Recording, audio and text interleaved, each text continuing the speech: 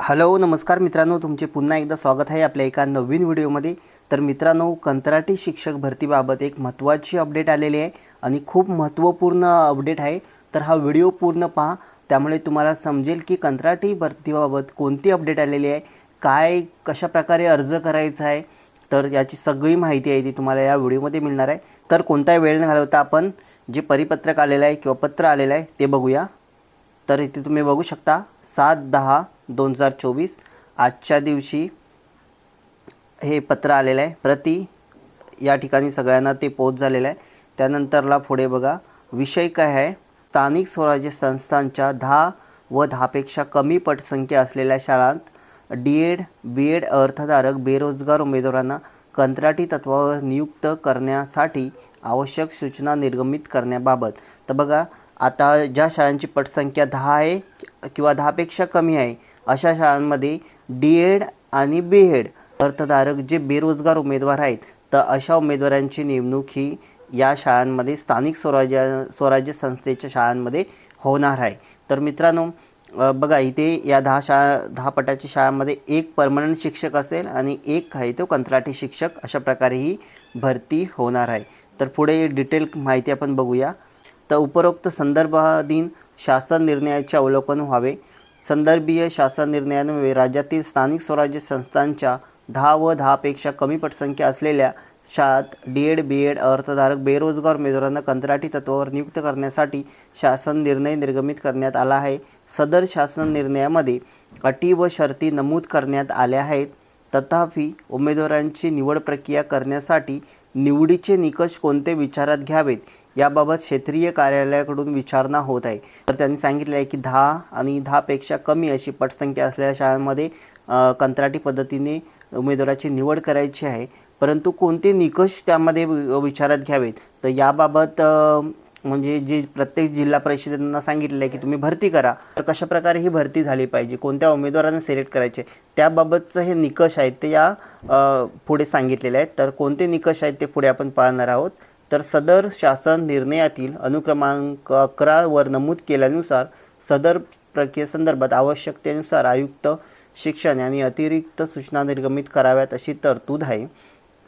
यास्तव शासन निर्णय 23/9/2024 मधील अटी व शर्ती प्रचलित तरतुदीसह उमेदवारांची निवड करण्यासाठी शासन निर्णयातील तरतुदीशिवाय खालीलप्रमाणे अधिकच्या सूचना देणे आवश्यक आहे। तर बघा, या काही अधिकच्या सूचना त्यांनी दिलेल्या आहेत। जे 23/9/2024ला एक पत्र आलेलं आहे, त्यामध्ये काही अटी आणि शर्ती सांगितलेल्या आहेत, परंतु आत्ता या काही नवीन ॲड केलेल्या अटी आहेत। तर त्या कोणत्या आहेत ते आपण बघूया। तर बघा, पहिली अट आहे, सदरची नियुक्ती प्रक्रिया सन 23-24च्या संच मान्यतेनुसार 10 व 10 पेक्षा कमी पटसंख्या असलेल्या शाळातील 2 पैकी 1 नियुक्ती कंत्राटी पद्धतीने करण्यात यावी। शाळेची पटसंख्या 10 पेक्षा जास्त झाल्यास शासन निर्णय 23/9/2024 मधील मुद्दा क्रमांक 16 नुसार नियमित शिक्षक देण्याची कार्यवाही करण्यात येईल। तर आता त्यांनी सांगितलेलं आहे की पटसंख्या आहे ती 10 पर्यंत असेल, 10 किंवा 10 पेक्षा कमी, परंतु पुढे काही काळानंतरला सपोज 1 वर्षांनी पुढल्या वर्षी जर ही पटसंख्या 10 पेक्षा वरती झाली, 11, 12, 15 किती झाली, म्हणजे 10 पेक्षा जास्त झाली, तर मात्र हे जे पद भरलेलं आहे कंत्राटी ते काढण्यात येईल आणि नियमित शिक्षकाची भरती केली जाईल। तर हा त्यामध्ये मुद्दा आहे, समजून घ्या। त्यानंतर 2 नंबरचा मुद्दा बघा, 2023-24च्या संच मान्यतेनुसार 10 व 10 पेक्षा कमी पटसंख्या असलेल्या शाळात 2 शिक्षक कार्यरत असल्यास त्यापैकी एका शिक्षकाचे प्रचलित कार्यपद्धतीचा अवलंब करून समायोजन झाल्यावर प्रत्यक्ष पद रिक्त झाल्यानंतरच अशा शाळेतील दुसरा शिक्षक कंत्राटी पद्धतीने नियुक्त करावा। तर बघा, काही शाळांमध्ये 10 आणि 10 पटसंख्या आहे, परंतु तिथे 2 शिक्षक कार्यरत आहेत। तर असे जे 2 शिक्षक आहेत त्यामधील एक शिक्षकाला आहे ते कमी करण्यात येणार आहे, म्हणजे त्याला जी बदली म्हणा किंवा समायोजन आहे ते करण्यात येणार आहे आणि अशा प्रकारे त्या शाळेमध्ये तो शिक्षक कमी झाल्यानंतरच ही भरती करण्यात येणार आहे। त्यानंतर तिसरा महत्त्वाचा मुद्दा आहे, उमेदवाराची निवड करताना उमेदवार संबंधित शाळेच्या ग्रामपंचायत हद्दीतील स्थानिक रहिवासी असावा।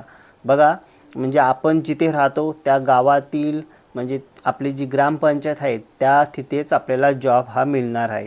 पुढे बघूया, मुद्दा क्रमांक 4 बघा, संबंधित ग्रामपंचायत हद्दीतील स्थानिक रहिवासी असलेल्या उमेदवारांचे एकापेक्षा अधिक अर्ज आल्यास डी.एड.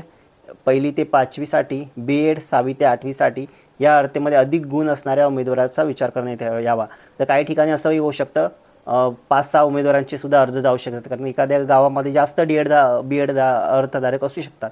तर त्यामुळे ज्यांचं गुण जास्त आहेत त्यांना अधिक गुण असणाऱ्या उमेदवारांना प्राधान्य देण्यात येणार आहे. त्यानंतर 5 नंबर, सदर अहर्तेत समान गुण असल्यास अधिक शैक्षणिक व्यावसायिक अर्थधारक उमेदवारास प्राधान्य देण्यात यावे. बघा, सदर अहर्तेत समान गुण असल्यास, सपोज आता डी.एडमध्ये त्या उमेदवाराला समान गुण आहेत, तर तो जर बी.एड. झालेला असेल तर त्याला प्राधान्य मिळेल. म्हणजे अशा प्रकारे ज्या उमेदवाराचं व्यावसायिक अर्थधारक गुण जास्त असतील किंवा त्याचं शैक्षणिक अर्हता जास्त असेल त्याला प्राधान्य देण्यात येणार आहे. तर 6 नंबर, अधिकच्या अर्थात समान असल्यास वयाने ज्येष्ठ असलेल्या उमेदवारास प्राधान्य देण्यात यावे. बघा, एखादा उमेदवार डी.एड. आहे, बी.एड. आहे, तर अशा वेळी मित्रांनो ज्या उमेदवाराचं वय अधिक असेल त्याला प्राधान्य देण्यात येणार आहे. त्यानंतर 7 नंबर, रिक्त पद असलेल्या शाळेच्या ग्रामपंचायत हद्दीतील उमेदवाराचे अर्ज प्राप्त न झाल्यास संबंधित तालुक्यातील अर्ज करणाऱ्या उमेदवाराचा विचार करण्यात यावा. तसेच संबंधित तालुक्यातील देखील उमेदवार उपलब्ध होत नसल्यास संबंधित जिल्ह्यातील अन्य उमेदवारांचा विचार करण्यात यावा. म्हणजे बघा, एखाद्या ठिकाणी उमेदवार नाही मिळाला त्या ग्रामपंचायत हद्दीतील, तर ते त्या तालुक्यामधील उमेदवाराची निवड करावी. परंतु त्या तालुक्यामध्ये सुद्धा नाही मिळाला तर इतर म्हणजे जिल्ह्यातील जे तालुके आहेत त्यांची तिथे नियुक्ती करण्यात यावी, अशा प्रकारचा हे नियम आहे. त्यानंतर 8 आहे, संबंधित ग्रामपंचायत हद्दीतील उमेदवारांचे अर्ज प्राप्त न झाल्यास संबंधित तालुक्यातील जिल्ह्यातील एकापेक्षा अधिक अर्ज आल्यास 4 ते 6 वर नमूद केलेल्या कार्यपद्धतीचा अवलंब करावा. हे बघा, 4 आणि 6 नंबरचा म्हणजे जास्त गुण आणि सेवा ज्येष्ठ अशा प्रकारे. तर पुढे 9 नंबर, शासन निर्णय 23/9/2024 मधील अनुक्रमांक 7 वर नमूद केल्याप्रमाणे जिल्हा परिषदेच्या वतीने शिक्षणाधिकारी प्राथमिक यांच्याशी करारनामा स्वाक्षरित करणे आवश्यक राहील. त्याचप्रमाणे महानगरपालिका व्यवस्थापनाच्या बाबतीत संबंधित मनपाच्या शिक्षणाधिकारी प्रशासन अधिकारी यांच्याशी तर नगरपालिका व्यवस्थापनाच्या बाबतीत संबंधित मुख्याधिकारी यांच्याशी करारनामा स्वाक्षरित करणे आवश्यक राहील. तर 10 नंबर, ग्रामविकास विभागाचा शासन निर्णय दिनांक 5/10/2024 मध्ये नमूद केल्यानुसार पेशा क्षेत्रातील शाळांमध्ये तात्पुरत्या स्वरूपात सर्वोच्च न्यायालयाच्या निर्णयाच्या अधीन राहून स्थानिक अनुसूचित जमाती प्रवर्गाकरता निवड प्रक्रिया झालेल्या उमेदवाराला मानधन तत्त्वावर नियुक्ती देण्याबाबत निर्देश आहेत. निवड केलेल्या या उमेदवारांना शक्यतो 10 पेक्षा अधिक पटसंख्या असलेल्या शाळांमध्ये पदस्थापन देण्यात यावी. निवड केलेल्या उमेदवारांना पदस्थापना देण्यास 10 पटसंख्येच्या अधिक शाळांमध्ये रिक्त पदे नसल्यास 10 व त्यापेक्षा पटसंख्येच्या शाळांमध्ये पदस्थापना देता येईल. तर बघा, हे पेशा क्षेत्राबाबतीत आताच काही दिवसापूर्वी निर्णय झालेला आहे की आता त्यांच्यामध्ये तर पेशा क्षेत्राच्या बाबतीमध्ये कोर्टामध्ये केस चालू आहे आणि त्यांना आता तात्पुरती कॉन्ट्रॅक्ट बेसिसवरती भरती करण्यामध्ये, त्यामध्ये सर्व विभागामध्ये, शिक्षणच विभाग नाही, त्यामध्ये ग्रामसेवक आहे, तलाठी आहे, आरोग्य विभाग आहे, अशा वेगवेगळ्या विभाग आहेत.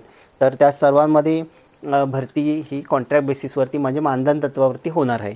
तर अशा प्रकारे हे मित्रांनो निर्णय आहे. वर नमूद केलेल्या अतिरिक्त सूचना संदर्भातील शासन निर्णय दिनांक 23/9/2024 व विविध शासन निर्णयातील प्रचलित तरतुदी विचारात घेऊन 10 व 10पेक्षा कमी पटसंख्या असलेल्या शाळांमधील 2 शिक्षकांपैकी एका शिक्षक पदावर डी.एड. बी.एड. अर्थधारक बेरोजगार पात्र इच्छुक उमेदवारांमधून आवेदनपत्र मागून तात्पुरती नियुक्ती करण्याबाबत कार्यवाही करावी. तर अशा प्रकारे आता ज्या जिल्हा परिषदमध्ये ज्या अशा 10 पटसंख्येच्या खाली आहेत तर अशा शाळांमध्ये अशा प्रकारे डी.एड. बी.एड. अर्थधारक बेरोजगार उमेदवारांची कंत्राटी तत्त्वावरती भरती ही होणार आहे. तर आपल्याला 23 सप्टेंबर 2024 हा शासन निर्णय आहे. तर हा सुद्धा तुम्ही बघितला असेल, हा जो पूर्वीचा आहे, परंतु हा आज आलेला शासन निर्णय आहे 7 ऑक्टोबर 2024. तर अशा प्रकारे नवीन नियम आहेत ते ॲड करण्यात आलेले आहेत. जवळजवळ एकूण आपण आता बघितले की एकूण 10 नियम आहेत ते यामध्ये ॲड करण्यात आलेले आहेत. तर अशा प्रकारे ही भरती आता लवकरच चालू होणार आहे, झालेली आहे. काही जिल्ह्यांमध्ये फॉर्मसुद्धा सुरू झालेले आहेत. तर तुम्ही काय करायचं आहे, आता तुम्ही महाराष्ट्रामधील कुठल्याही जिल्ह्यातून असाल तर तुमच्या पंचायत समितीमध्ये जाऊन तुम्ही शिक्षण विभागामध्ये जाऊन चौकशी करायची आहे की आपल्या तालुक्यामध्ये अशा प्रकारे भरती सुरू आहे का. तर तुम्हाला माहिती पडेल. जे डी.एड. बी.एड. आहेत अशा उमेदवारांनी तिथे तुम्हाला टी.ई.टी. ची अट नाही आहे, म्हणजे टी.ई.टी. पास असणं आवश्यक नाही आहे.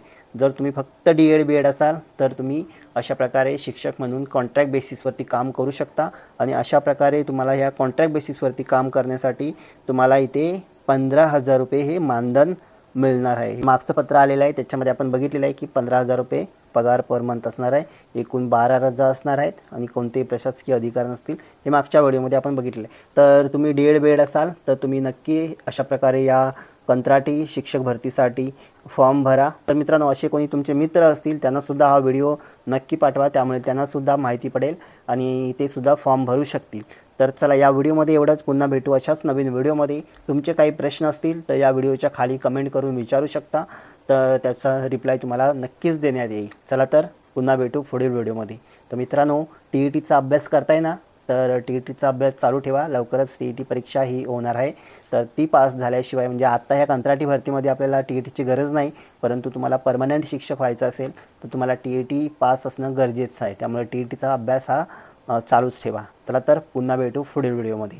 तर अभ्यास करत राहा आणि स्वतःची काळजी घ्या.